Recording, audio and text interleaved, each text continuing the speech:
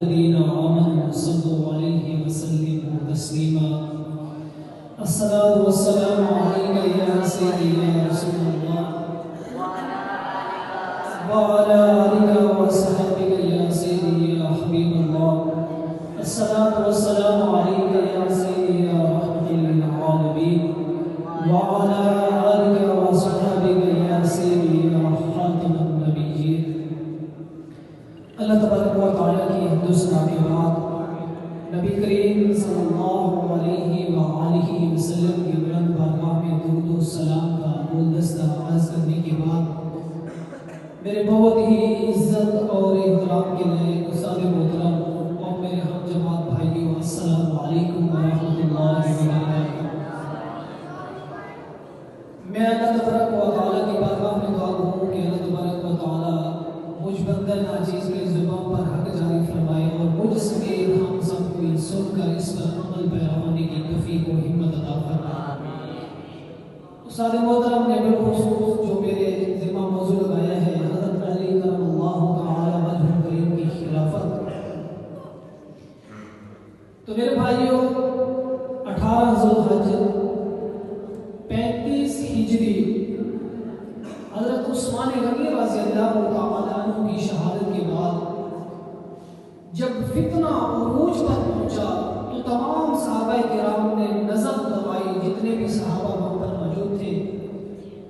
کہ ان سب میں کون اتنی زیادہ طاقت علم اور قانون کی مہارت رکھتا ہے کہ جس کو امیر المومنین کا تاج پہنایا جائے.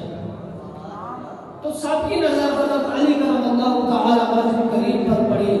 تو تمام صحابہ کرام اکٹھے ہو کر آپ کی بارگاہ میں حاضر ہوئے اور عرض کیا کہ حضور ہم چاہتے ہیں کہ امیر المومنین کا تاج آپ اپنے سر پر سجا لیں, آپ ہمارے امیر المومنین بن جائیں. تو آپ نے فرمایا آپ سب میرے پاس آئے ہو تو میں آپ کا احترام کرتا ہوں مگر مجھے اس چیز کی ضرورت نہیں ہے, اس چیز کی خواہش نہیں ہے مجھے. تو آپ نے فرمایا ٹھیک ہے میں امیر المومنین بن جاتا ہوں,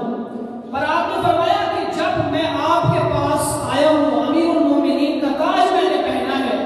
تو میرے پاس اتنا سوٹ ہیں کپڑوں کے اور میرے پاس اتنا ایک سواریاں ہیں,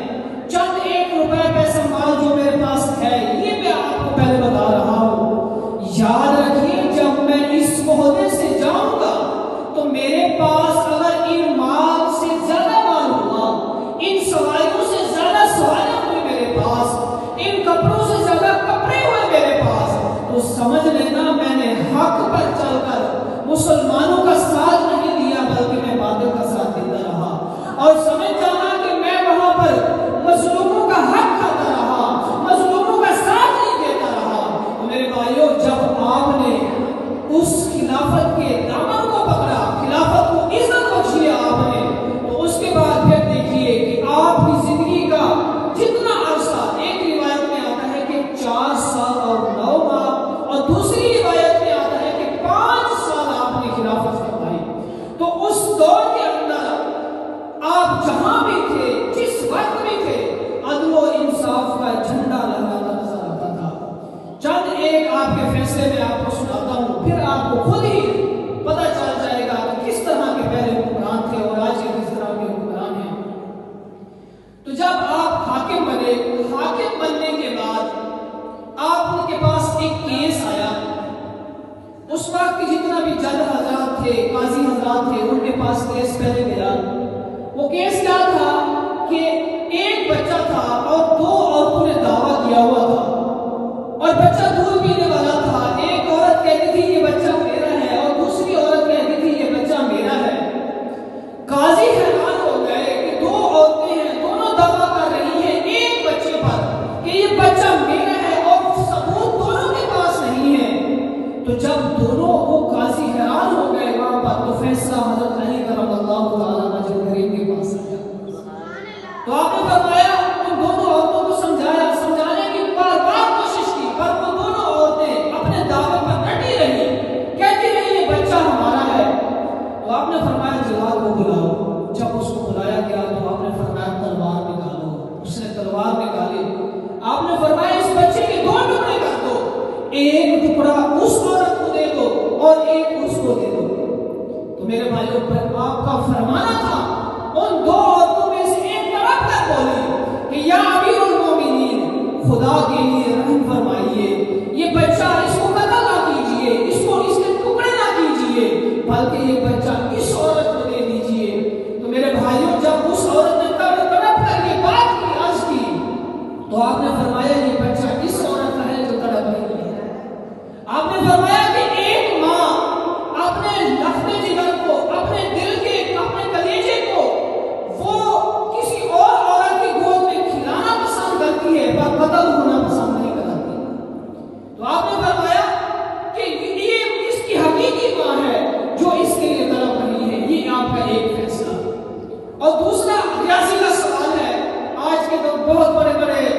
ریاضی دان اپنے آپ پر فخر کرنے والے اس سوال پر ان کی وہ ہمارے استاد صاحب فرماتے تھے کھودی کھو جاتی ہے۔ تو اتنا بڑا سوال جب عوام کے پاس جو جتنا قاضی حضرات تھے ان کے پاس گیا، اس وقت کے مفتی حضرات تھے ان کے پاس گیا، تو کسی نے اس کا حل نہیں بتایا۔ تو وہ سوال حضرت علی کرم اللہ تعالی وجہ کریم کے پاس پہنچا کہ ایک آدمی ہے، اس کے 17 اونٹ ہیں اور 3 اس کے بیٹے ہیں، اور اس آدمی نے وصیت کی ہے کہ جو میرا بڑا بیٹا ہے، توجہ سے سماعت فرمانی ہے آپ سامنے، جو میرا بڑا بیٹا ہے اس کو،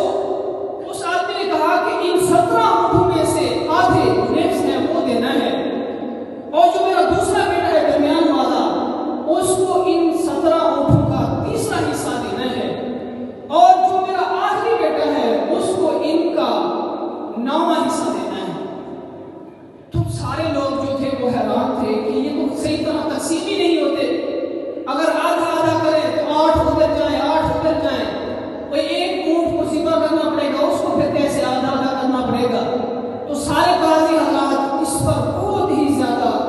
غور و فکر فرما رہے تھے پر یہ کسی کی سمجھ میں نہیں آ رہا تھا۔ تو حضرت علی کرم اللہ تعالی وجہ کریم کے پاس گئے تو آپ نے اپنے اونٹوں میں سے ایک اونٹ ان میں داخل فرمایا، اور داخل فرما کر 18 میں سے آدھا کیا اور 9 ایک کو دے دیا جس کو آدھا حصہ دینا تھا، اور دوسری جو وصیت تھی کہ درمیان والے کو تیسرا حصہ دینا ہے، اور 18 کا تیسرا حصہ 6 بنتے ہیں، اور 6 اونٹ آپ نے اس کو دے دیے جس کی دوسری وصیت بنی تھی اس کے باپ نے کی تھی۔ اب بچتا تھا تیسرا جس کے والد نے وصیت کی تھی کہ اس کو 9واں حصہ ملنا ہے، تو آپ نے 18 کا 9واں حصہ نکالا، تو وہ 2 اونٹ بنتے تھے، 2 اونٹ آپ نے اس تیسرے کو دے دیا، اور ابھی آپ خود جمع کیجئے 2 اور 6 کتنا بنتے ہیں 8 اور 9 کتنا بنتے ہیں 17 اونٹ آپ نے ان بیٹوں کے اندر تقسیم کر دیا اور ایک اپنا اونٹ واپس لے دیا۔ تو اس پر آپ خود غور و فکر کریں کہ آج کے حکمران جو سمجھتے ہیں صرف بہادر اور سخی ہونا چاہیے، نہیں میرے بھائیوں، بہادر اور سخاوت کے ساتھ ساتھ علم اور قانون کو بھی جاننا چاہیے، علم اور قانون کی ماہریت کا بھی ہونا بہت ضروری ہے۔ اور حضرت علی کرم اللہ تعالی وجہ کریم کا یہ دور خلافت 21 رمضان المبارک 40 ہجری کو اختتام پذیر ہوا۔ تو میں آپ سب اور میں بھی جتنا بھی ہیں ہم سب یہ دعا کرتے ہیں کہ اللہ تبارک و تعالی ہمیں عدل و انصاف کرنے والا حکمران عطا فرمائے۔